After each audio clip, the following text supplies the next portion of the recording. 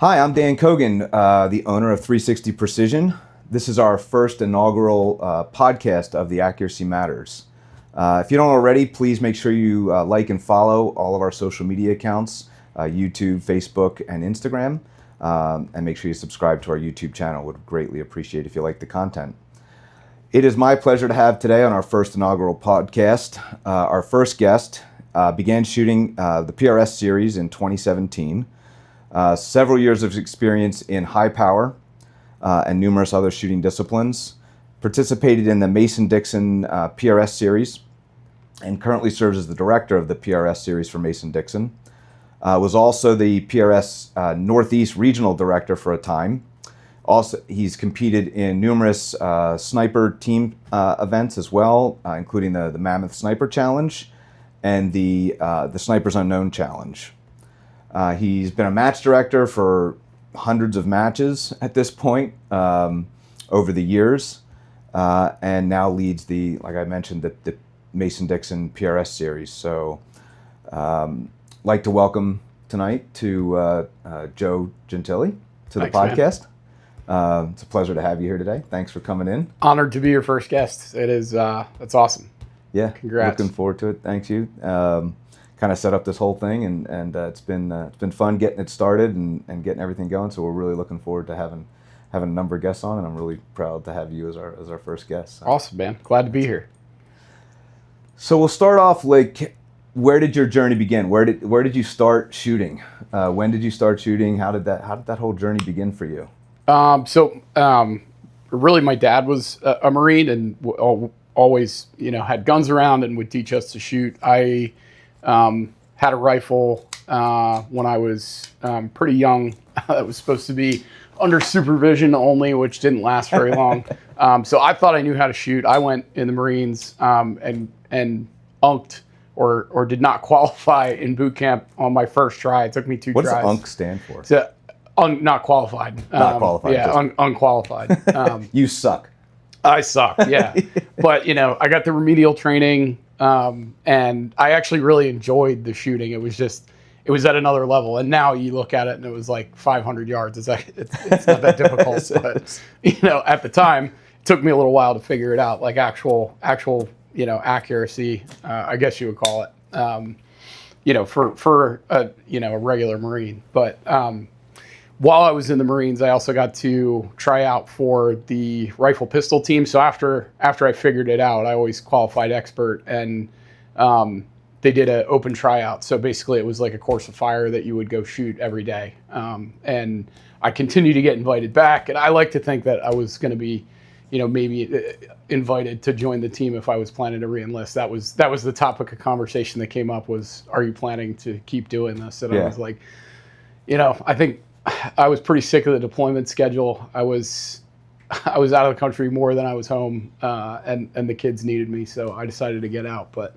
I continued to pursue competitive shooting after I got out with high power, and then ultimately found PRS and just immediately decided that was my thing. And you were just a mechanic. You weren't like... Oh, yeah, I was an F-18 mechanic. We did not shoot very often.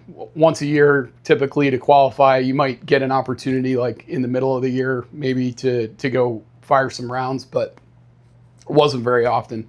I would say the vast majority of people in uniform service don't shoot that much, actually. Yeah. That's what everyone always thinks. It's always that misconception of, you must have been in the military. Oh, right. What's your military experience, right? And I've learned, I basically have a doctorate degree in reloading and how guns work now. All of that knowledge basically came after in the military service. Yeah. But it's sort of ancillary to whatever your job is. And even if you're a grunt, there's and that is your job, there's still a limited amount of ammunition that you have to train with on an annual basis. So it's tough to fit it all in. Would you do it again? Oh, 100%. Yeah. I really enjoyed my time. I got to see the world, not just, I was fortunate enough that I went to Iraq, but also got to see Asia, Bangladesh was very interesting. My unit did a Westpac, which is like a Pacific tour of the Pacific Rim. Okay. So I got to see a bunch of different countries, and I often got stuck a lot of different places. So we were a land-based squadron. Okay. And our jets, our F-18s would puddle jump, right? So we'd go little island to little island between places, right? So like, for example, we got stuck in Guam, right? So I'm flying in it like a cargo airplane, right, following the jets. They land, refuel, and if one of them's broken, we have to fix it. Well, the transportation doesn't wait for us, so they just keep going. And then, you get stuck in places like Guam. I was stuck in Guam. I was stuck in Bangladesh for like quite some time. And, courtesy of the State Department, they put you up in reasonable accommodations, but you have nothing to do usually, which Marines just tend to get in a lot of trouble with nothing to do. Really? I've never heard that that's the truth. I thought that you guys were, angels. Yeah, regular there. Boy Scouts. Just Boy Scouts. Yeah, you never did anything wrong, and or that was bad. That's interesting to hear. But any cool story that you have for us that either working on the plane itself, on a plane that was interesting, or even a shooting one? It doesn't. I would say. The most interesting thing that probably happened during my service was in Iraq, and we had an aircraft come back that launched with an air-to-air missile. Mm-hmm. And at this time in Iraq, there was not a whole lot going on. So when it came back without that air-to-air missile, we were immediately interested in what might have happened. Sort of a crowd sort of gathered around this aircraft that was obviously missing an air-to-air missile. And the pilot got out and he was very upset and like chucked his night vision goggles and stuff like that. And we were like, what in the heck happened? And, this is all declassified. We don't have to worry about it. Yeah, no. I don't need Joe coming. Right. Long story short is, after a thorough investigation, because this guy was accusing us of like, basically that this thing screwing it up went off on its own, right? And it's like there's a dearming switch, there's a trigger, there's like a whole firing sequence that had to happen. And after this investigation, basically this guy ND'd an air-to-air missile, so negligent discharge. All we worry about is ND in a small little round going that 105 grain bullet, not an air-to-air missile launch. Right, related to shooting. But yeah, I was in the vicinity of a negligent discharge of an AMRAAM. So. Hey man. Yeah. That shit happens. That's funny.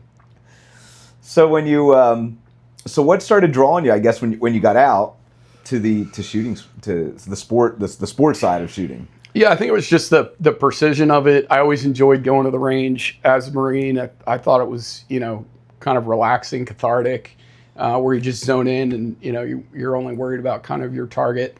And I wanted to continue to progress as a shooter, and get better and learn more about it. So, I started kind of just going to the range and practicing, and I found the civilian marksmanship program and high power, and started to get involved in those types of competitions. And all that's iron.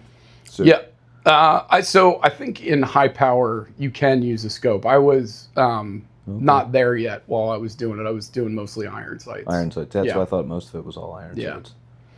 CMP, civilian marksmanship program, is definitely all iron sights. I'm pretty sure. Yeah. I've watched a couple of matches where that is.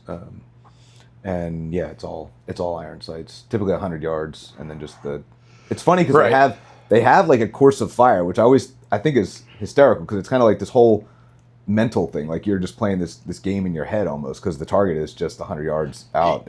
It is, yeah. And I mean, like it's just down to you and the gun. And I mean, if you watch the guys that have been doing that for 10 or 15 years, and I mean, it's a competition for X's at the top. Like they're all getting it right in the center. It's just a quarter inch to the right or a quarter inch to the left. Are you in the X? So it's very precision sport, and they do go out further ranges. Where I was shooting, it was 100 yard 100-yard course of fire, but like Camp Perry and stuff like that, where They'll do further. they do further. Interesting. Yeah. Yeah, the range that I've seen it at is just up here, so it's only a 100-yard range. So that's really all they shoot. So Yeah. obviously, You've got cross the course and stuff like that, where they shoot pretty far. all right. How start training? How did you train for getting into the competition side of things, and then learning? Well, I mean, for high power, I just kind of watched what the other guys were doing, but I was never that good at high power, to be perfectly honest with you. And to be honest, I'm not that good at PRS either. But I really enjoy it, and I was really practicing just at 100 yards when I first started with precision rifle, because that was what I had to shoot. I didn't have Sure. access to longer ranges. Longer ranges, yeah. So I would snap in a lot in the basement, just pulling the trigger without anything in the chamber, just to practice the repetitions and get stable in position. But a lot of 100-yard shooting at little tiny dots, trying to get things all to go in the same hole. Which it's hard when you first start, but once you get good at it, that's where the wind comes into play. And that's what you got to start practicing, really. Yeah, that's kind of always comes down to wind is the great unknown still. I feel someday it's going to be solved, and then it's going to suck, because then now everyone can just go out and some computer will tell them exactly what to hold for their wind, and it'll simply come down to a trigger pull. I mean, LiDAR's coming along. A lot of different companies playing with LiDAR to measure the wind, and they're actually looking at the dust particles, which is crazy. Yeah. So be unfortunate, I think, a little bit. Yeah. Unless there's competitions that exclude those type of devices. Even if you have somebody tell you your wind call, you're still going to have guys not executing, right? So you have a computer to tell you your holdover, right, and exactly what to dial. How many times have you still messed that up? It's still a head I still game. can't figure out right. Yeah. elevation on my scope. How does this thing work again? Oh, I moved. Yeah. Oh, I got to dial again. Or it's not even like I don't know. It's just I don't. You don't execute. It's easy to make mistakes. So. It's easy to know what to do. To do it is another task. But so when you're shooting, so when you first started, when you started going into long range, where did you end up? Mifflin actually, which now we host matches there actually. But that was where you could get in and go shoot, at distance. Yeah. Without some kind of complicated membership process. You can just do it actually through the mail, right? Because they're pretty old-fashioned up there. You can go to the local gun shops, I think, in the area. Yeah, and I think there's a produce stand or something you can pick up your membership at too. I'm a big fan of those guys, but that was where you could go, and they're about 3 hours from me. So I would go there, and then Holmesburg Fish and Game, which is like in Philadelphia proper, like downtown. Is an outdoor 100-yard range that anybody can go join, and it's like on city public property, which is just it's crazy that it exists. But it's just been there for years. Yeah, it's been there forever. Yeah, you go in there, and in the clubhouse they have like club photos from like the 50s and stuff like that. Yeah, and their shooting teams. It's crazy. It's cool. So when you started going out to Mifflin, what kind of gun were you using? What would you start with in the beginning? I had a Remington 700 SPS sniper, police sniper, a little tiny, like 18-inch. The perfect gun for PRS. Oh, perfect gun for PRS. 308, all the recoil, was not magazine fed. The BDL blind. So that was my first rifle. I had a 16 power Vortex HST on top of it. But yeah, I went out to Mifflin the first time. That was the first time I'd ever really shot a bolt action rifle at distance, and definitely the first time I shot further than, I think, 600 yards up to that point had been the furthest I'd ever shot. So, and I went to 1,000. I was instantly hooked as soon as I did that. It was like, oh yeah, this is what I definitely want to do. And started shooting Mason-Dixon, which was, humbling. For a while. Yeah. You're not very good at PRS when you start PRS. So I know my first long range class was up there with Bill Allison, Oh, at Mifflin, yeah. At Mifflin. Yeah, the so MPA it class. was the MPA class, right? Yeah. So it had Ryan Castle Yep. directed it. Because I think at the time, maybe he worked for MPA. I don't forget if he had some sort of affiliation or whatever. He was sponsored by them, and Phil. he had all kinds of dealings all over the place. He was such a cool guy. I got to know him a little bit. He was sort of leaving PRS when I was starting to get into it, but great guy. And then he had Bill Allison and then Ken Sinofsky was the other instructor. So I got to meet. Yeah, and Bill and Ken are still around, right? Obviously. So that was my first experience, and I knew nothing about PRS at the time. Like I didn't know what it was. I went to a class like another week or two later up there with Ghost Firearms training, and then got more training, and then eventually went to K&M with Shannon Kay's place, and then kind of that's when all the PRS stuff really came into play, because that's when Shannon was kind of taking over all that. I think that was 2019 when I started doing all those training classes on doing long range. Yeah. Which was again, and then you basically have to go to a match, right? In order to kind of like, so you were saying you went trained, in order to really progress to that next level, you can shoot all you want, you can think you're good, you can do all that stuff. You need to start then going to a match. Yeah, absolutely. And honestly, like a match is the cheapest training that you can get, and it's so effective because it's just, you're immediately under pressure to perform. So I think that those are great. And going to K&M, I mean, that's like, the Graceland of PRS. It's one of the greatest. Well, back then ranges. there was almost nothing else. That was Disney World for shooters. I mean, that was anybody who went there was like. You had Altus, which was core at the time. Right. And then K&M, which core was Shannon's first place. Yeah. Yeah. Him and Brian Morgan. Yeah, and he was able to find that. Yeah. So for PRS, for the people that don't know, like what level of accuracy do you look for in a rifle? So we're talking about, accuracy obviously in our rifles and what we look for and so forth. So because it's different, right? So CMP has a level of accuracy. Yeah. And then PRS for PRS, like half an inch at 100 yards is half MOA is about what I tell people to look for. At the top level of the sport, you'll get anal about it. When you're reloading, you'll want everything to be in one hole, especially if you're shooting 6mm, one tiny hole. But half an inch is plenty of accuracy for PRS. So and normally the targets are at least typically one MOA. There might be a couple of stages, but typically it's one MOA. One MOA is the smallest that you're going to get to, except for those kind of like those differentiator stages. Right. I'll throw one or two in my matches just to kind of be like the differentiator. But yeah, one MOA is typically as small as it gets. And then usually that's like a belly shot, right? That's not usually a positional shot. Unless you're Drew Walters and you're... Yeah, definitely. Drew has some challenging stages, and I love that range. The Geisley War property. And nothing against Drew. We love Drew. Absolutely. His matches tend to be challenging. But that place will make a man out of you with your wind call, because you'll, in the course of a day, if there's 10 stages, you will have 8, maybe 9 wind calls, because you're always shooting a different direction, and the terrain affects the wind there. You're shooting across a valley, and sometimes into the valley, definitely over the valley. Yeah. But it's always different there. So I mean, when Drew first went up there the first year, every weekend he was up there, setting up a match. I was up there. I was helping him a little bit, and then obviously to shoot the matches. And that was the best I was ever at calling wind. Yeah. I had the miles per hour just locked in. I could just look through the binos, and I just knew. But that's depreciable skill, though, if you don't keep up with it. So. Oh, absolutely. Wind's the ultimate. I find that like that is the one thing.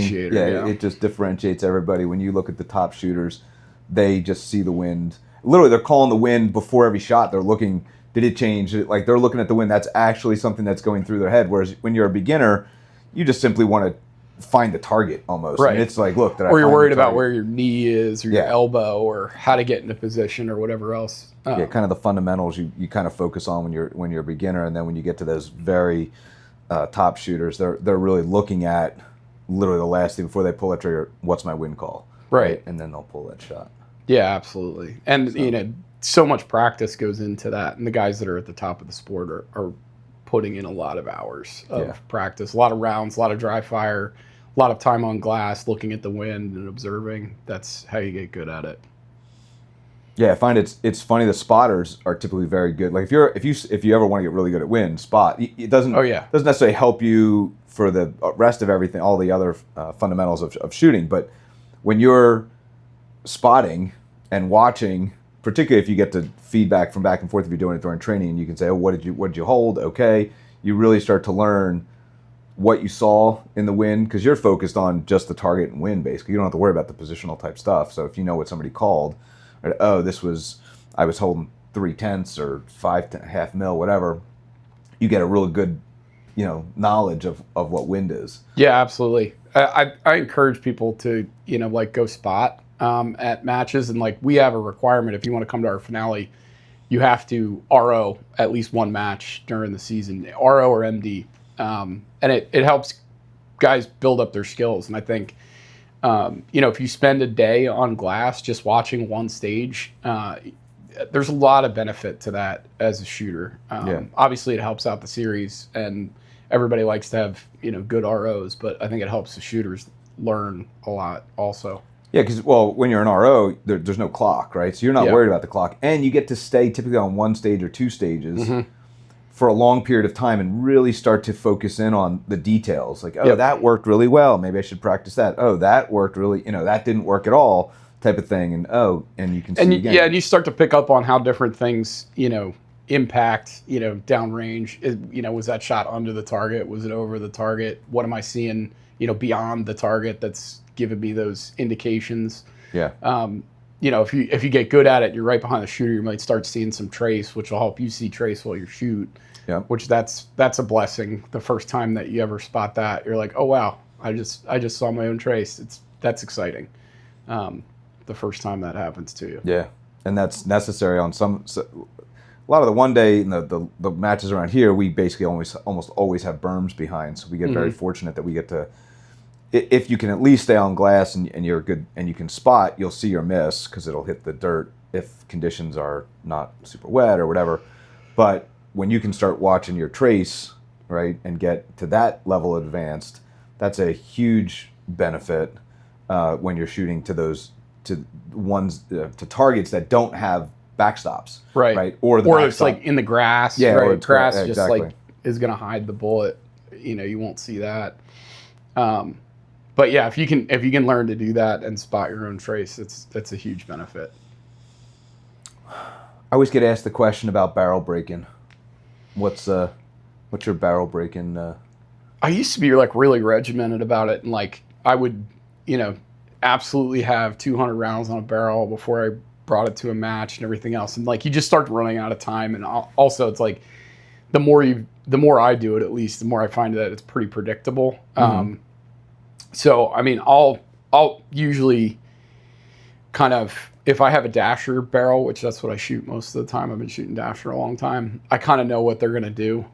Usually I shoot Krieger, Bartlein, or Brooks barrels, and they're all really similar. They're great barrels. And, like, if I go to the range and put 10 rounds down it and I get the speed, and now with the Garmins you can kind of be checking your speed all day, right? Which makes that a lot easier, right? And you can adjust for that, and you just every so often you're just going to have to increase your speed. But by 200 rounds, the barrel is going to be settled in. I don't do like a whole lot of cleaning or anything like that. I think the barrel will tell you when it starts to open up, the groups start to open up, that it's gonna need to be cleaned. Yeah. Pull the copper out, and I don't pull the copper out every time. So I'll use mostly just patches and hoppies, and then I'll use like every once in a great while, or if I'm having accuracy trouble, I'll use like the Wipeout brushless bore cleaner, and use the accelerator with that, and that'll just. It rips all the copper out. It smells good too. It's not real strong. Just sitting there. Oh yeah. Don't recommend sniffing it, but it's not real strong chemically smelling like some of the other copper removers are. I really like Wipeout. I always used to use the CLP for just carbon. Yeah. CLP is really good. CLP is like an oil. Yeah. So like you got to really like get every drop of that out of your barrel, because otherwise the bullets like Yeah, won't just grab just the dry, lands. dry wipe it until it's or push a dry patch through it until it's clean and Hoppies is my is your go-to. carbon remover of choice. Love that stuff. That smells good too. Very chemically though. Joe sits in his basement. He's just going like smelling all the different cleaners. Yeah, that one sounds like it's really going to clean that barrel. The better it smells, that's what Joe uses. So all you need to do is trick Joe is get a good smelling cleaner, and that's what he's going to use. Use some Aqua di Gio down there. So you mentioned, for the people that don't know, Dasher. Yeah. I used to shoot Dasher back in the day. That is a Wildcat cartridge. It is. Off of the 6BR. It's initially made off of the 6BR. Now you can get case head stamped brass. So back in the day you could not. You had to make your own. Through fire forming, which was a joy. Like I loved fire forming. That was one of my. No, it's absolutely horrible. I actually didn't mind it, and I fire formed at a match this year because I couldn't get alpha brass, so I bought old school Lapua BR and fire formed it myself. Did you at least shoulder? I do the false shoulder. Right. But I mean, I've jammed too, and I've done that at matches where you just put the bullets in real long, and then when you close the bolt, it jams it to the perfect length, and then that'll fire form it also. I've done that in matches. You know, it's obviously a little bit stiffer on the bolt, but it works. It works good, and that's some accurate stuff. I mean, it's going to be a little bit slow compared to regular Dasher, but sure, you're not going to be able to get the speed. Yeah, it's like a BR though. It's so accurate. And yeah, Alpha's making really good brass. Peterson makes brass now. Lapua is even making brass. I don't know when that's going to be available, but oh really? They're going to start coming out with a Dasher round. Yep. It's become so popular now. I mean, it's one of those. So I think the two probably some of the best cartridges out there that are the 6BR or the 6 Dasher are really. I don't know that you can get more consistent too, where you almost have to try to screw it up. Yeah. A load and everything else to get the thing not to shoot accurately. Right? Seriously. It's just gonna shoot. I personally think that Dasher's a little bit more accurate than BR. It's easier to load for, at least in my experience. There'll be BR guys that just that don't agree with me. You're looking at one right now, apparently. But I think Dasher's a little bit more accurate. Everybody told me to shoot BR when I was getting into Dasher. I did shoot a 22 VR for a little while, which was a fun cartridge, but I always go back to Dasher. It's just the easy button. I used to be Dasher Dan. That was my Dasher Dan. Dasher Dan. So my BR mag still says Dasher Dan on it. Like I still use that mag from 6 years ago. It's still the same mag. It is a good cartridge. I mean, there's no doubt. And back then, again, you had to fire form, so everything was. I did the cream of wheat method and fire formed. And then I would fire form all that brass, and then the thing I hated the most about it particularly back then, was just that once you fire formed, every piece of that brass was so valuable because you had spent so much time getting it, to that level, and that is literally what I hate about reloading. I hate reloading, honestly. I just not something for me. I'm pretty sick of it, honestly. I used to find that cathartic as well, and I just sit in my basement and load ammo. Like I have ammo cans full of like all different stuff, but I really can't stand it anymore. I'm just sick of it. It's like it's just such a chore. But for fire forming, I don't think it's bad. I usually like I said, I shot a match with fire forms, but I'll do like barricade practice with fire forms. That's how I used to do it. When I was practicing a lot, shooting a lot, was I'd bring 100 rounds, 50 rounds at a time, on a training day, and just go shoot barricade. I guess maybe I got way too anal into it. So literally, I would fire form the initial one through cream of wheat, and then I would even go back again and fire form to make sure that it was a perfect case. Oh yeah, right. That's excessive. Right. So I would never use a piece of brass until it had been at least twice fired. Right, once through cream of wheat, and then once actually firing. I mean, you can go such down a rabbit hole in the whole reloading thing. You can, definitely. To a sport, again, if you're shooting for groups, it's different than when you're shooting PRS. We're shooting for a piece of steel, and if I nick the edge of a piece of steel, that's an impact. Still hit it. Yep. That's a point, right? So you don't need the level of accuracy that you might need when you're shooting for groups. Right. Right? Because we don't care about. You just need to hit it. If you bring the steel, it's an impact. So, you ever have a barrel that wouldn't shoot? I have. I won't mention the manufacturer because I don't think it's their fault. But like, I had a barrel that just absolutely wouldn't shoot, and it went back to the manufacturer a couple of times, back and forth, and ultimately I never found a load that would work for it that I loaded, but it shot Federal Gold Medal match perfectly. It's a 6 Creedmoor. I can't explain that at all.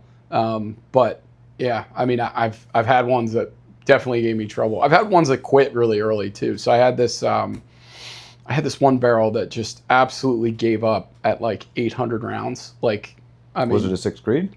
No, that was a dasher. A dasher after 800 rounds. That's unusual. I don't know what happened with that thing, but at the time I didn't analyze it too much. I wasn't going to change the load. It was a load that I knew that worked. I think that was like my 4th or 5th dasher barrel. So I was like, this is a good load. So it's not the load. I tried cleaning the barrel a couple of times. I think we bore scoped it, but didn't see anything. And it was just like, get rid of it. Don't waste time on a barrel that doesn't shoot, just. You almost have to slug them at that point. I mean, I've talked to other guys and who train me, Gordy gritters, and if a barrel doesn't shoot, the only way to really prove out is to slug it. If it's a brand new barrel. If it's a brand new barrel and you have whatever, and you've 50 rounds, 100 rounds, you've tried to break it in, you're just not getting anything out of it. Yeah.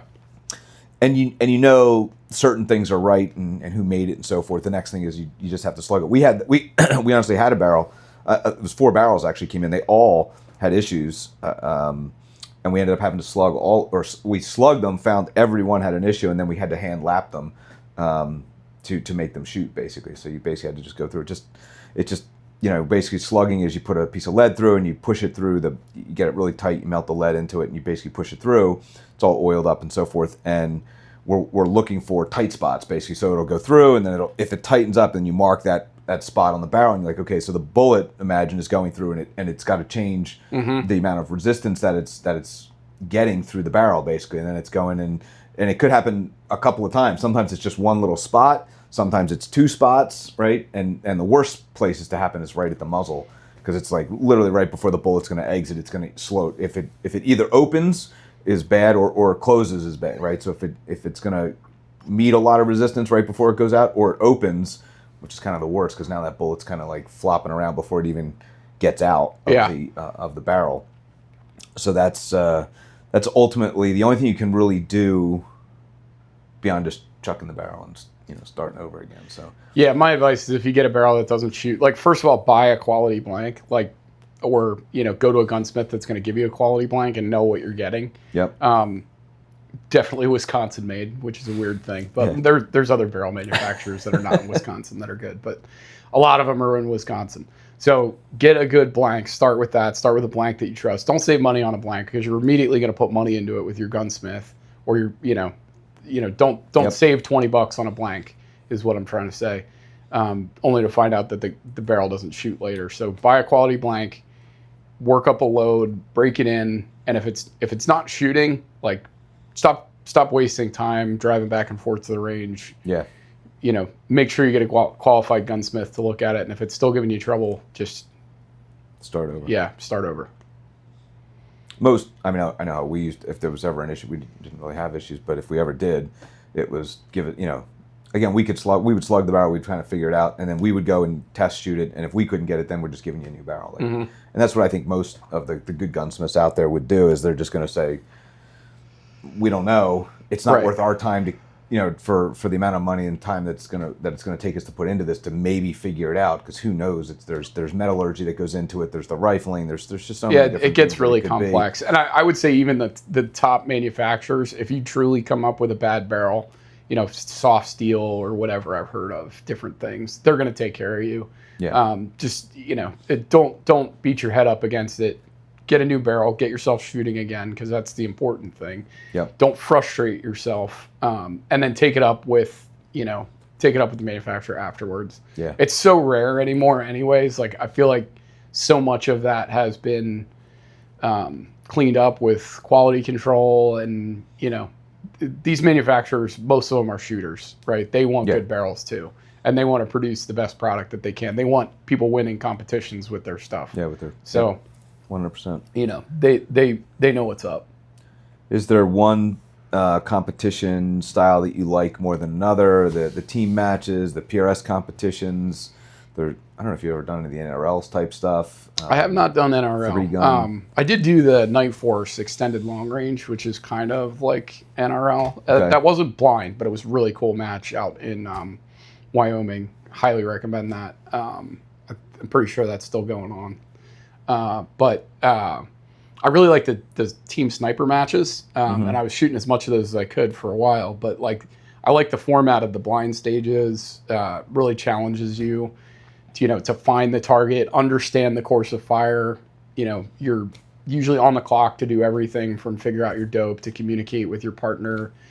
So I think it really tests you. And for a while, I was kind of using PRS to stay good on my marksmanship for team matches, right? It was like, I'm going to compete twice a month, probably in PRS, to stay good with the marksmanship, and then I'm going to go to these team matches, and that's really where I wanted to do well.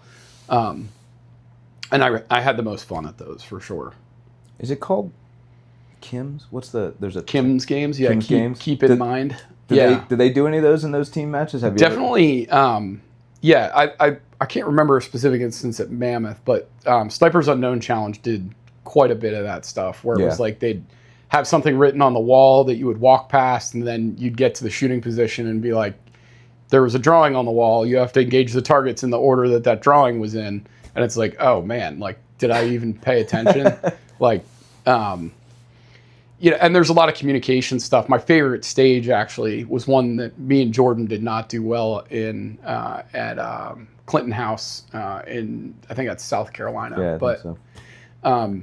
Awesome stage. But essentially, Jordan was about 100 yards away from me, and then I was shooting from the back of a truck, and he had a radio and I had a radio, and he had to radio to me the description of the targets. And a lot of them were not that far. Like, I think the closest one was 75 yards, and the furthest one was like 400 yards. And the targets all had faces. So and it was like a picture of a guy, and Jordan had to describe the guy to me, and then tell me where it was. And I don't really remember who messed it up, but essentially the joke was it was Jordan. Like, it was the one with the mustache, but it was like they all had mustaches or something. I don't know. I shot the wrong one. It was definitely my fault. But that reminds me. So Garrett and I were at an NRL match, and I'm colorblind. Yeah. And he's like, shoot the brown. It's next to the brown patch of grass, and I'm like, it's all the same color. What are you talking about? Like, you got to give me a better description. Don't use colors. So Jordan's colorblind too, actually, which is funny, and I would run into the same thing with him. I mean, he's done really good at a lot of other. I mean, he came second with Bill at Mammoth. He's pulled some trophies with him and Bob. He just pulled a trophy like a couple of weekends ago at some competition. So I think I was probably holding him back more than he was, but he's colorblind too, which is interesting. My wife she'll go like, oh, get the blue shirt. I'm like, dude, we've been married 25 years. What do you mean the blue shirt? Like, are you serious? Like, are you completely colorblind? No. So, but like blue, green, red, blue, greens, reds, dark browns, and blacks can all like kind of fade all together, like as the shades change. So you're good with yellow. so if you ever watch one of my matches, you're gonna see like bright colors. Like, everything's gonna be super bright. It's kind of like why I like so the magneto speed flashers. I sometimes will have problems seeing. So I went at my place, started using the Caldwell, because it's like this bright green. I'm a big fan of the Caldwell, and I can see those no problem. Like, I see those. First time I think I saw those was at a quantified performance match down in what's the place called down in Virginia? That's I can't remember what it was. Big River? Peacemaker. Peacemaker. Oh yeah. Yeah. So we were at Peacemaker doing a quantified match, and that was the first time I had seen those Caldwells, and I'm like, I can see every flasher here. It was great. It was the first time that I really saw all the flashers as bright as they can be. Yeah. Because the red, just for whatever reason, against that green or whatever it might be against, is more difficult for me personally to see. So I really like the Caldwells. I bought a few dozen of them for Mason-Dixon. We use them. I try to use them like on anything that's past like 700 yards or bigger targets that aren't going to move that much. They're cheap is the other thing. Like compared to like the magneto speeds, and if you shoot them, it's like, they get shot, whatever. Right, and you will destroy them. But like when I destroy a $40 Caldwell, I'm not that worried about it. They work great too. Yeah.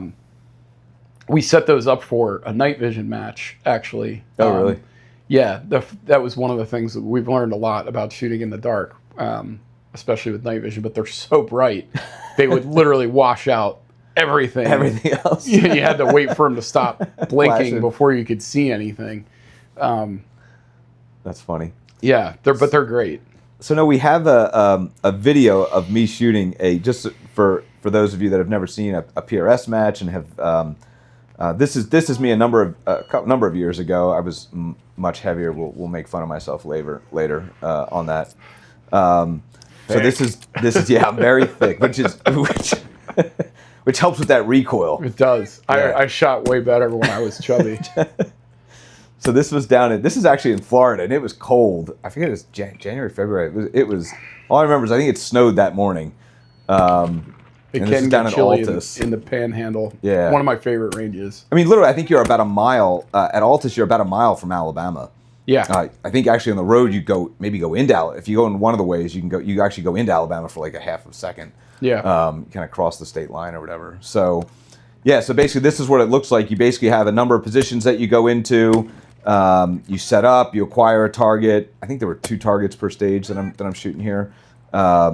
So you acquire the target, you shoot it, shoot the next target, move, go to your next target, and this is what we call positional shooting, right? So it's just simply a sandbag type of thing that's supporting the rifle on some sort of hard prop, and you're moving to I think 5 positions there, and so that's kind of what we're talking about when we talk about a PRS style match. This is what we get involved with.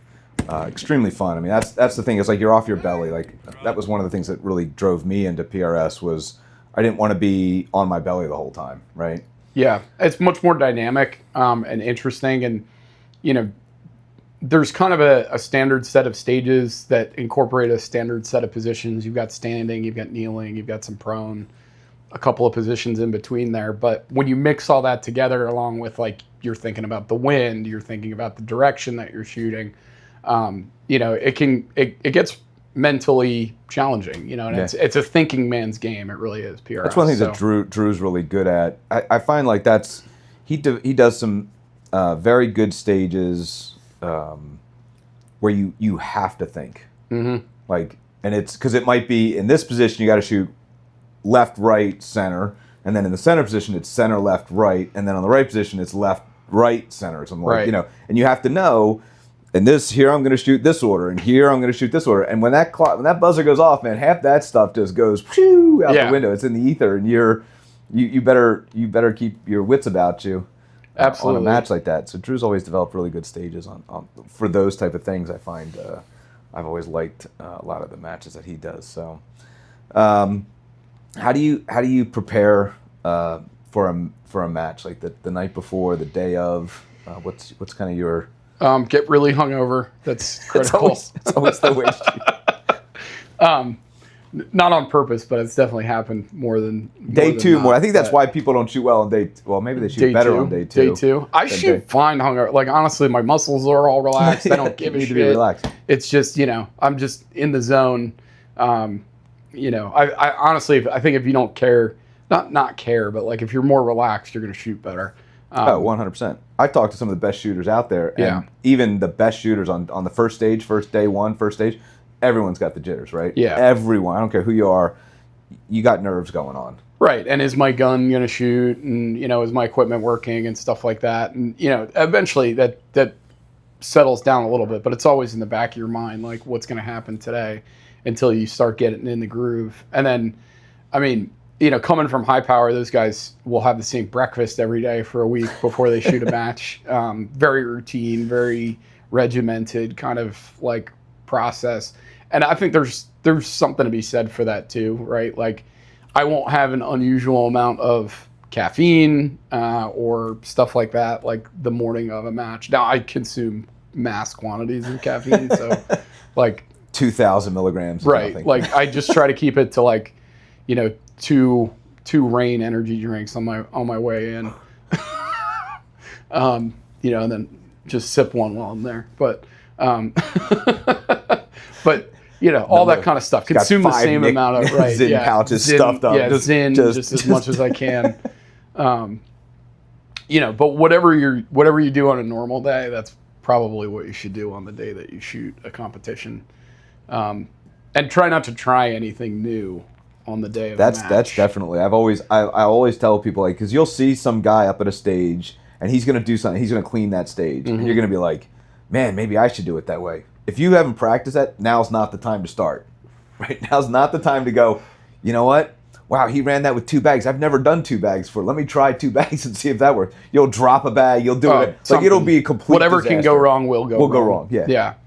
And I mean, you know, there's kind of like maybe 4 or 5 like basic things that you should practice and like get good at, like, you know, kind of several different heights of kneeling, different standing positions, find out what that maximum height for kneeling is, and then that minimum height for standing is, and know that really well. You know, tripod rear is an absolute necessity. Like now, you got to be able to do that well if you want to be, you know, a real competitor. But I mean, what we didn't go into earlier was I definitely want to bring up because in Mason-Dixon you guys do a beginner's match, which I find is great for again building new shooters into the sport and so forth. So tell us a little bit about just the beginner's match and what it is for Mason-Dixon. And I think it's one of the few series that actually has a beginner, or have they all started to kind of throughout the country? Do you know? I mean, I don't know of another one. You know, there's the Pro-Am at K&M, which is, you know, always that's more towards the end of the year, though. Even it is. It's not. Yeah, it is. It's not a first thing of the year, right? And we really try to start the season with that to give people an opportunity to jump in. But it's the only one that I know of that's like it, and you know, we've really fostered it at Mason-Dixon to be a low stress environment for new shooters that want to come out and learn. There's coaching on the clock. I would say a lot of our most experienced guys come out to share their knowledge and equipment. And it's, you know, as all of our matches are, it's all volunteer run. So it's great to see guys coming out and giving back. You know, we have a growing attendance for the beginners match every year. We moved it up to Mifflin a couple years ago, where we can host more shooters, and I think last year was our biggest one ever, somewhere over 100 shooters, and we had, you know, staff to match that. So we try to keep it like 5 to 1. So we had about, you know, 20 experienced guys as range officers and, you know, quote unquote squad moms to help keep guys organized. And put, you know, 100 guys and a few kids and a few women also through 10 stages, you know, in a reasonable amount of time. And I think everybody had a really good time. It was safe. But we look forward to it every year. It brings a lot of people out. You know, we do lunch on those days after all the shooting is done. And some awards as well. And try and get people into, you know, this is what PRS is all about, and show them the community and kind of put our best foot forward to invite them back. It's a great event. It's a great opportunity for new shooters to kind of dip their toe, you know, in without having to be all of the stress of a true competitive match, right? So it's a big advantage for new shooters, because there's, like you said, coaching on the clock, so you can get some advice. You know. And we keep a zero range open, and I have like a guy that's just there just to help people set up their equipment. If you lost your zero or your gun's not shooting, you know, we're going to sit with you and figure it out to make sure that you have a good day. You know, we always have one scope that goes down or something like that. Or this year there was like a guy with an Accuracy International. I don't remember what barrel it was. It came from somewhere else, but the headspace was a little long on it, and the factory ammo he brought would not shoot in in his barrel. In the rifle. Right. So I had some factory ammo, and I just gave it to him so he could shoot. We tried a bunch of different stuff. I think we put my barrel on his gun for a little while. We were trying different things. That was what the solution that we wound up going with, though, was we had I had a case of Federal Gold Medal Match that I just kind of that ran. Yeah, gave it to him, and he was able to shoot the match. And then we had another guy that his scope went down, and I was able to just pull a scope. Somebody had a spare on a backup gun, and we sorted that out, got him zeroed, and got him back shooting again. But I mean, the equipment's gotten so much better over the years. I mean, we used to have 5 or 10 people down at that zero range with everybody playing gunsmith, trying to get them back on with the fixed triggers and stuff like that. You just don't see that anymore. And props to MPA for making like an affordable rifle that a lot of those show up at our matches, the MPA entry level stuff. Their production right. rifle. And then Tikkas are great. I recommend Tikkas to somebody wanting to get in on a budget. Bergara is a good option. Nothing wrong with any of those guns that But there's guys that bring everything. Right? I've seen guys with gas guns like that are completely ARs. Yeah. And that's I mean, again, bring anything. It's really you, like we said in the beginning, you just have to get out there. Until you start, you don't know what you don't know. Yeah. Type of thing. So if you don't have friends that are in it and so forth, you just got to get out there. And the community's so great that people are going to help you every chance they get. Like you were saying, like what you were doing for that one guy. Yep. People are just going to help you at every chance they get. You get to, at a match, you'll get to see all the various equipment, right? A lot of the guys, the shooters that are there, I won't say pro shooters, but shooters that have shot matches before have their guns there with them so that you can, if you're like, well, what do you run and what do you use? Oh, I got to use this, this, and this. And they want to talk about it. They love talking shop. And we do have pros at our beginners match. I mean, Bill Allison is usually in attendance at pretty much most of our matches. You got Ryan Beck, Zach Yeager, who's awesome. I know I'm forgetting people. Johnny Walker, Garrett. He's terrible. Garrett, yeah. I would never anything Johnny says. You just disregard, throw it out. Yeah, okay. Let me know how that works out for you. Johnny's incredible. Great dude too. And congrats to him on the new one, on the baby.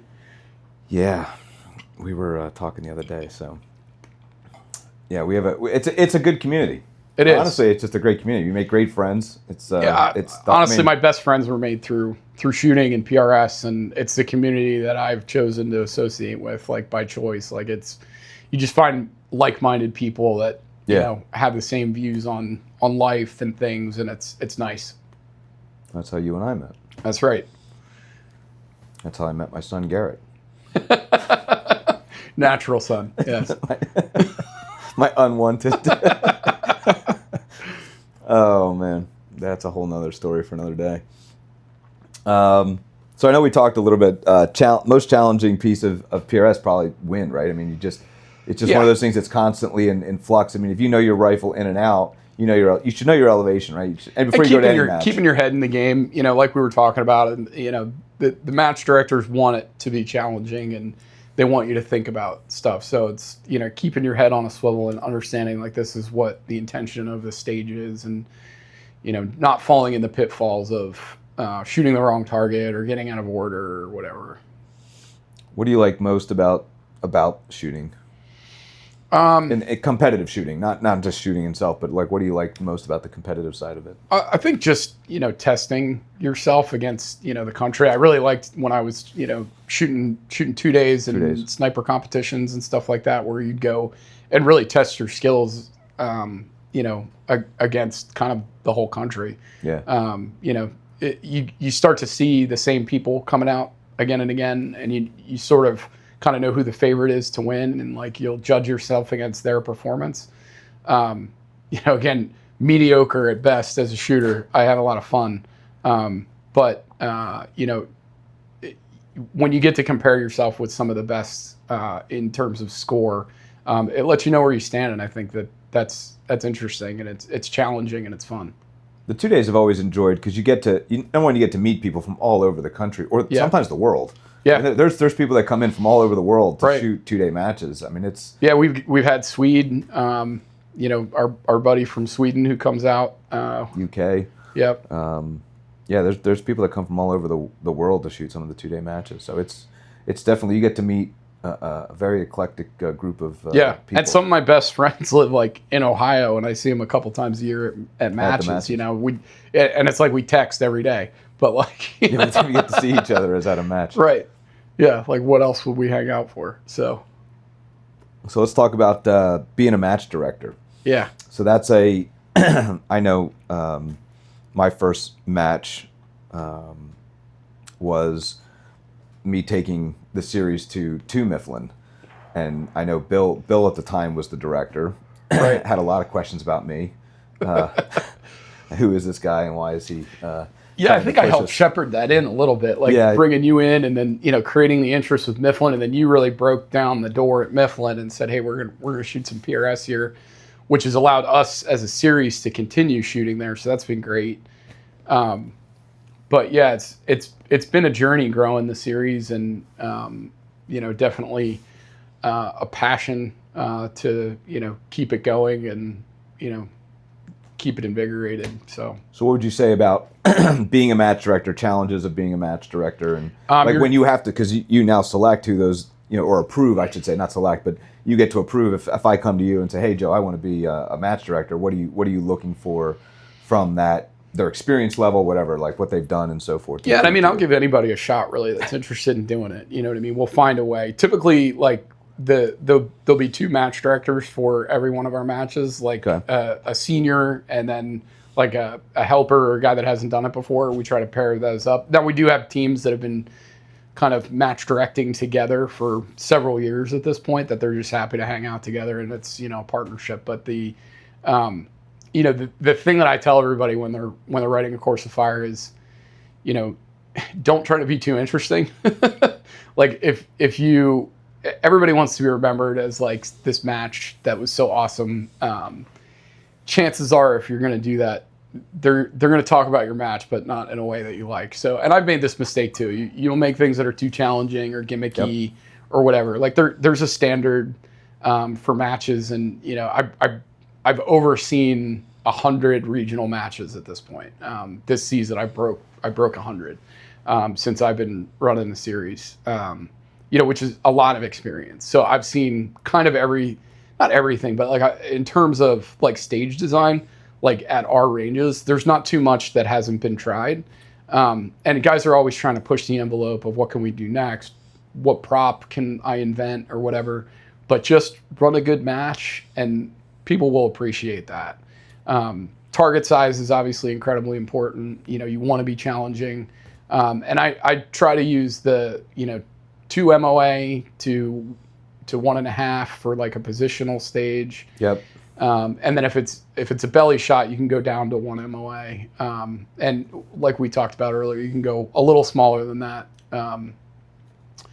One or two targets. Right.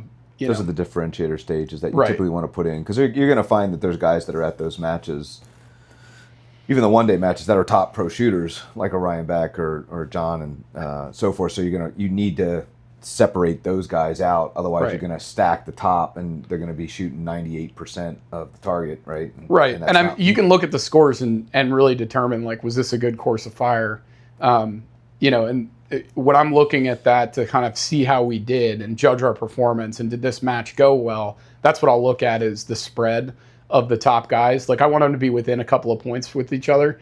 If one guy runs away with it, chances are your match was too difficult and that guy was just dialed in. Yeah.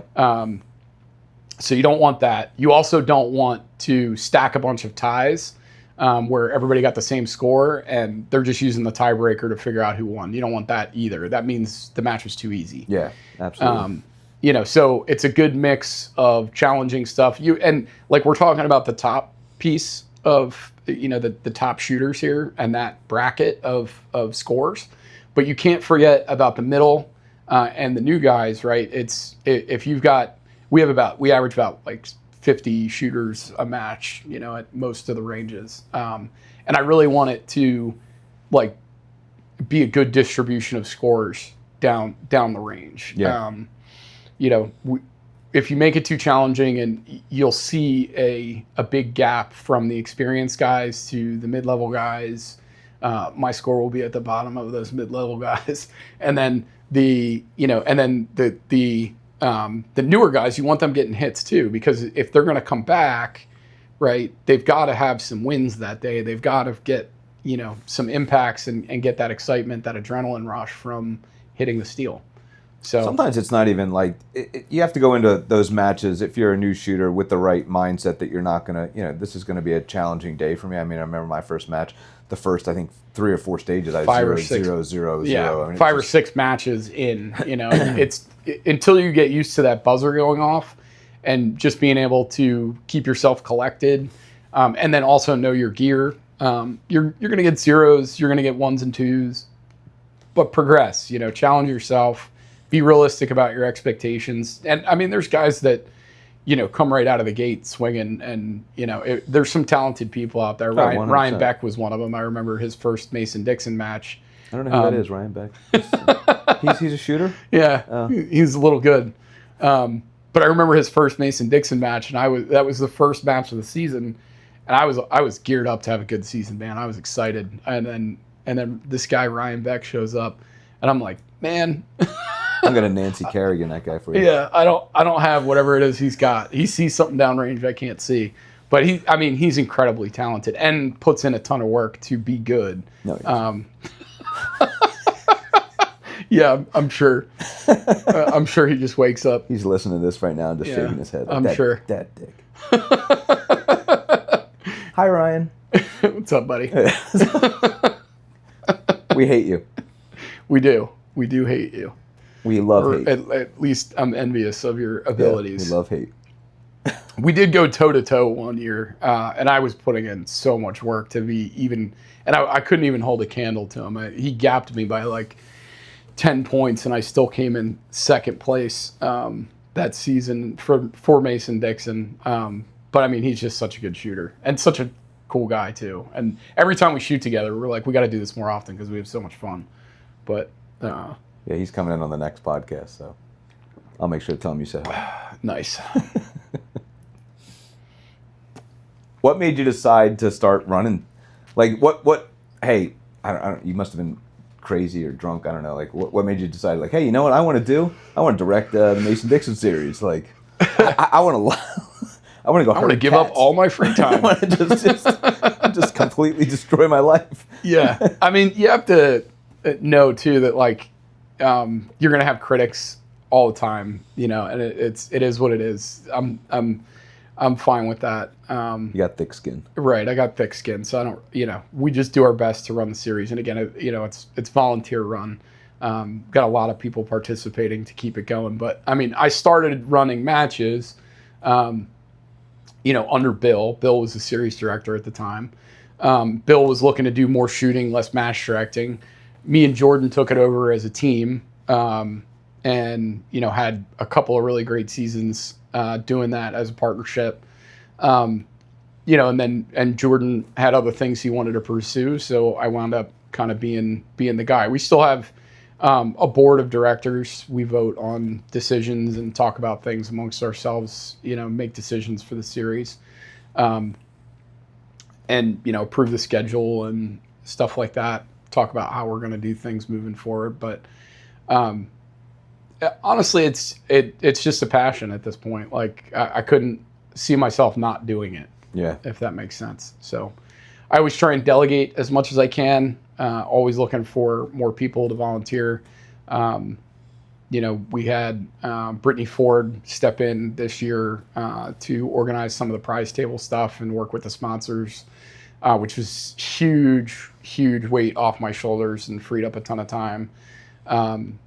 You know, and every year our match directors get more experience and I can be kind of more hands-off on looking at that kind of stuff. And actually this year we're going to implement like a course of fire review board, right? Oh, really? Like we'll have a select group of match directors that look at every course of fire throughout the year to kind of make sure that we're maintaining a standard of quality when it comes to putting together a match, and a standard of difficulty also, where it's not going to be kind of so much variation between each match. What do you see the challenges for the future for Mason-Dixon, and then maybe just PRS as a whole, just as a competition?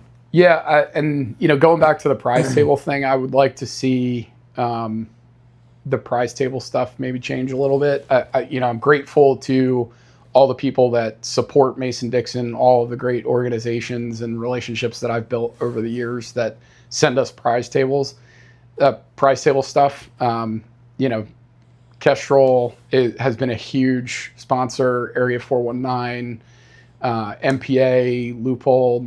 I could go on. There's a huge list of companies that support us, but it's a business decision for them to send us stuff. And every year I've got to spend more time talking to them and convincing them that we're a good investment. And I know a lot of those conversations lead that, I sponsored such and such match and I didn't get anything out of it, or I did this match and I didn't really feel represented. I didn't get a post. I didn't get a this. So we really try to go out of our way to thank our sponsors, but ultimately it's a business decision for them. And if they're not seeing that benefit of spending their marketing budget on sending products to us or to other matches, it'll go away. And I think maybe that needs to happen. I'm not sure. I'm not the guy that's going to decide that. It's going to be up to the sport. But I think, the Armageddon Gear Cup, where it was prize money at the top level, I think that's more sustainable. It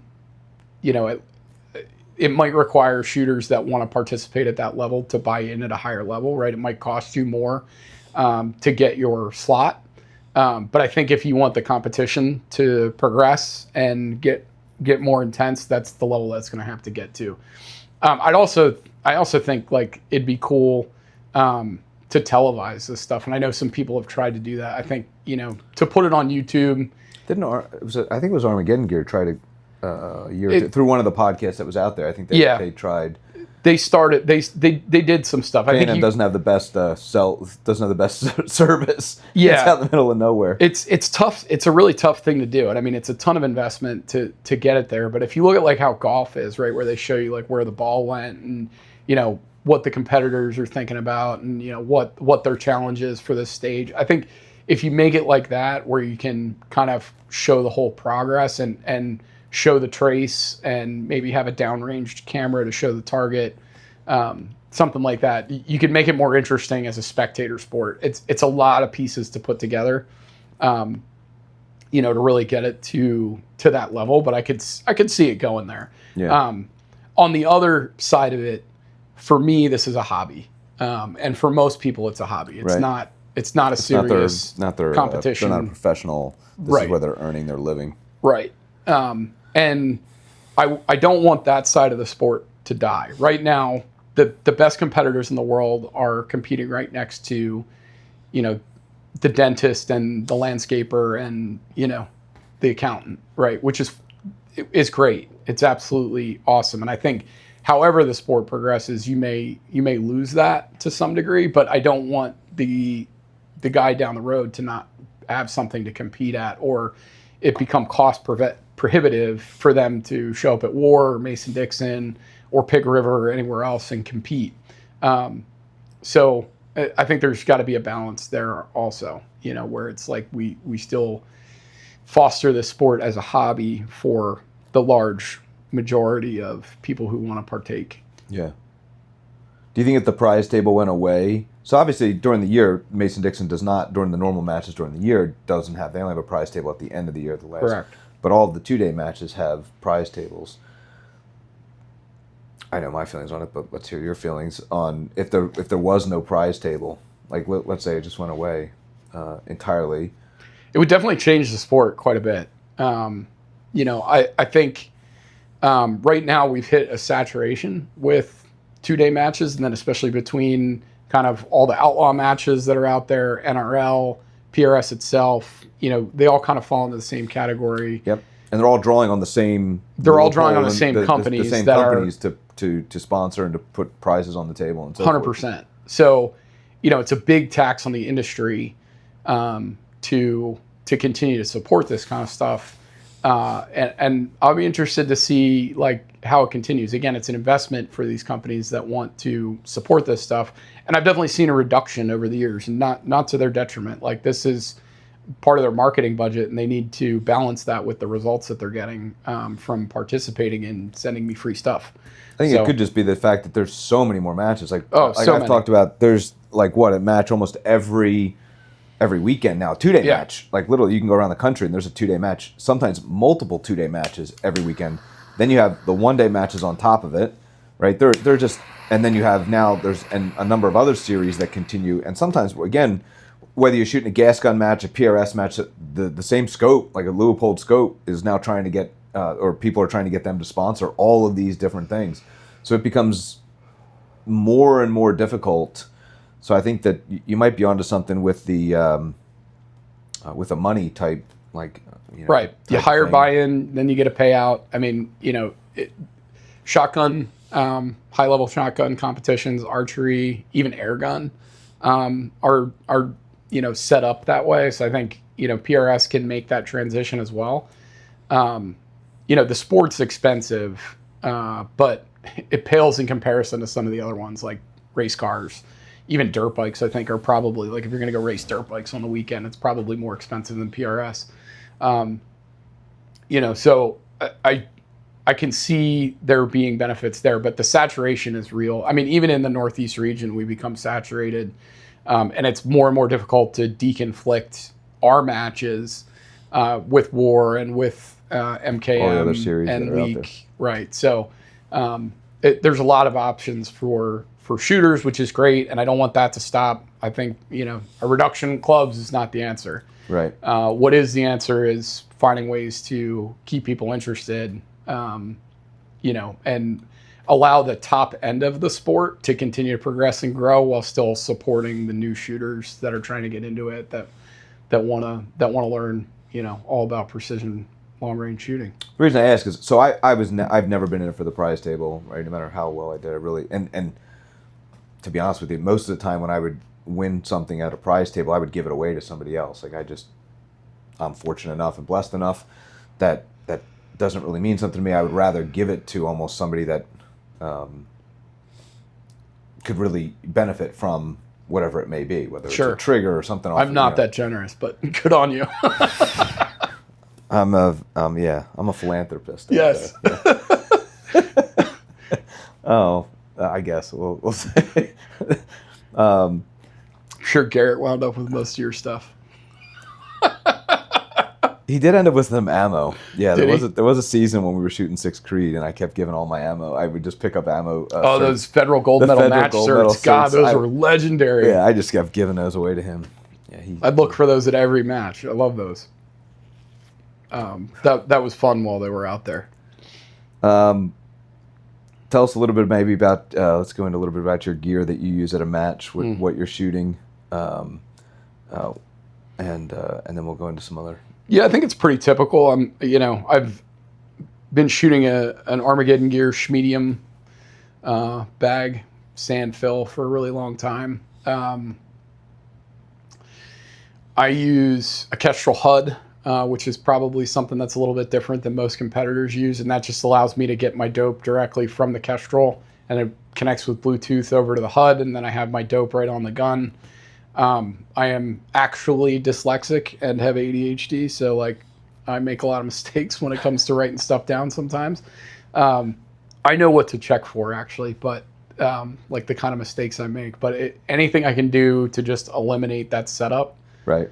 So I think the HUD is probably most valuable piece of gear. I don't really do anything outside of that that's unusual, though. I have pretty typical gear. I like the timers and stuff. I just can't get down with that. I totally see the benefit of it, but it's a lot of guys run them. Yeah, and I like at the top end. I think if you're trying to be, competing with the best of the best, you need to be running those timers. But at least in practice, you don't necessarily have to. I don't know that you necessarily have to run it when you're competing, but you need to. I don't know, man. Time moves different when the buzzer goes off. I can see the benefit, but the beeping itself would distract me. Like, it distracts me as I'm watching. I'm like, oh, what's going on? Like, beep, right. beep, beep, beep, beep. Oh, Yeah. or is it over? I'm like, oh, he's running a timer on the gun. Yeah, okay. What do you think? So do you run a Christmas tree type style reticle for? Yeah, I pretty much. Or you don't dial wind? I have dialed wind. There's situations when I'll dial wind, but pretty much everything I have is a Night Force with the Mill XT reticle. I can ignore the tree if I don't need it, and I do dial wind. Actually, going back to that Night Force match out in Wyoming, the extended long range match, that was really the first time in a long time that I had dialed wind, and I really found the benefit of it there because it was like a 25 mile an hour sustained wind. So it's different out west, right, than the 100%. East Coast, because they don't typically get, what we end up getting is a tail or a headwind.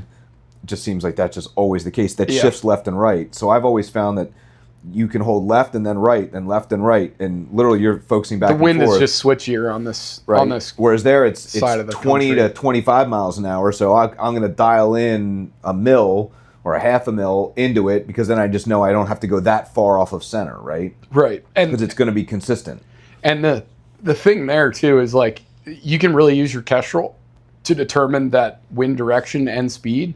Like here on the East Coast, it's more difficult to do that. There's situations where it'll work, but Sure. chances are the wind where you are on the East Coast is not the wind that's downrange. On the middle of the country, Wyoming, West Coast, It's flat. Right? It's more flat, bigger open spaces. The wind's moving consistently one direction, and maybe all day long. At that ELR match we were shooting so far, I was running out of windage to hold, and we were just like, you know what, this has been 25 miles an hour all day. Let's just dial that and stop holding off. Right off center, because it makes it harder. You're sitting there trying to look, right. and you're and just now like, you're and way now off. you're playing. Once you've dialed that 25 miles an hour in, I think we were getting gusts of like up to 30. So like now you're dealing with like a more normal 5 mile an hour wind call, which Right. we were learning throughout the weekend on how to call that. And that was a really fun match to do it that way. I would agree with you that like one of my favorite matches was not a PRS match. Now, I only shot one of them, was the NRL match with the blind stages, where basically you start, 20, 40 yards back, you run up. All you know is you're looking for 4 bears targets. Right. You have to go initially find those targets, range those targets on the clock.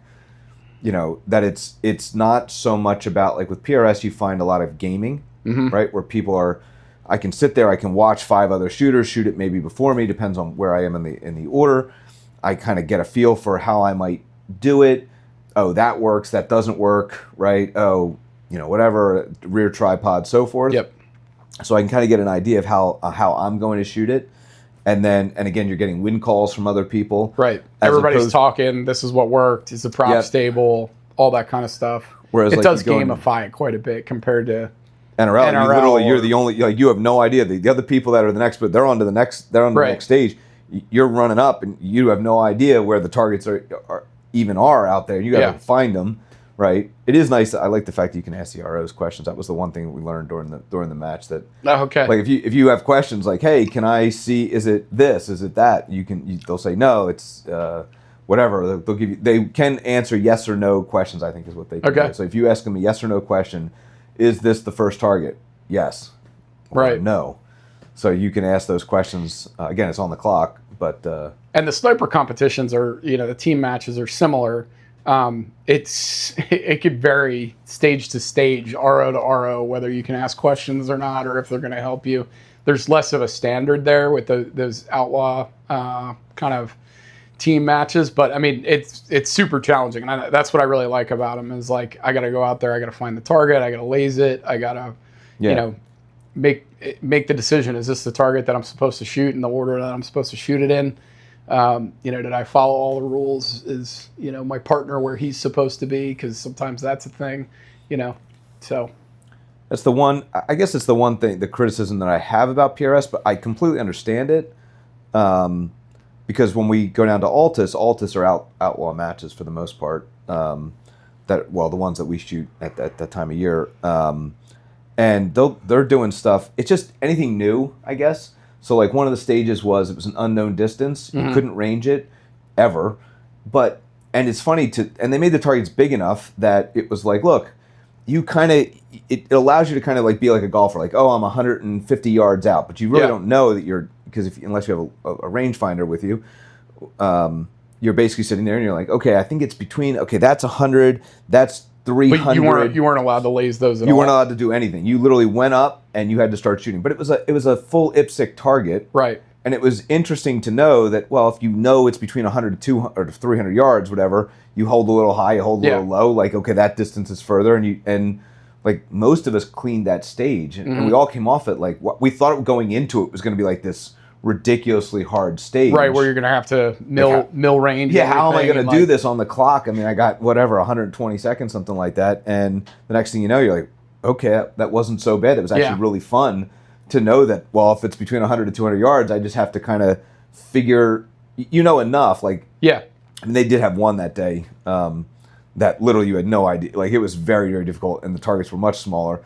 And even that was kind of fun. Like, because you hit the first target, and you're like, okay, the next one looks like it's 50 yards further than that. So you just wrote down like 50-yard increments on your dope card, and you just had, here's my dope card. Okay, I'm shooting this target. Okay, and then and this is where again there were no berms behind them, so you were just having to watch trace. And if you went over the top, you went left, right. You just had to do it, and it was super fun to get to shoot a stage like that. But I know that so in PRS, obviously we don't get that because there needs to be a set standard of rules. Right.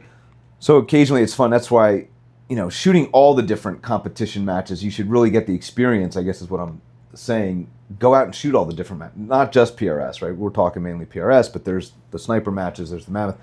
Man, if you look, there's so much. And those kind of stages, I love to put in my night vision matches that we run up at Mifflin, right? And, I'm thinking about adding flashlights as a division to that, just to expand, like, kind of the possible, participants to open that up. But, I'll put several targets between 300 and 500 yards, and like we're doing all life-size targets with that. So, 66% IPSC, full-size animals, stuff like that. Right. You'd be amazed how much you don't have to hold, between 300 and 500 yards. Yeah, those distances. Right, and they do that a lot in team matches too, where it's like, your dope does not matter that much. These rifles are pretty accurate. The bullets are going pretty fast. The targets are pretty big. Don't stress too much about the dope when the target is going to be a much larger window than what your adjustment would be. Yeah, it's fun. Again, it's fun. It is. Right? It's a blast. I mean, that stuff gets my adrenaline going for sure. And one of the things I like, when I did my first match, just designing those matches, it kind of hinders you a little bit. There's certain things you can do kind of that are within the rules that are kind of, And I would love to run blind stages. The three ranges that we shoot at, Mifflin, New Holland, and Mayberry, are just not conducive to that. They're too square. It's too square, too small. Mifflin's got some swings, but you're still, in comparison to a place that would be good for that, like, Peacemaker, or War, you could probably do some blind stages if you were creative and space them out a little bit. Yeah, when we did the NRL, it was the firing line, I think, was like 1.5 miles. You literally rocked between 1.5 miles, and then they would drive you from the end all the way back down. Right. Or like, Mammoth Sniper Challenge is like an entire army base, basically. Right. And you're that's a physical challenge too, because you're rucking like 40 miles over a weekend. Yeah. But that's fun stuff. So, all right. Well, I want to thank everybody for joining us today. Hopefully this was informational for everybody. Remember, if you don't follow us, please do like and subscribe to our YouTube channel. Follow us on Instagram and Facebook. I greatly appreciate it. Thanks, guys. Have a great night.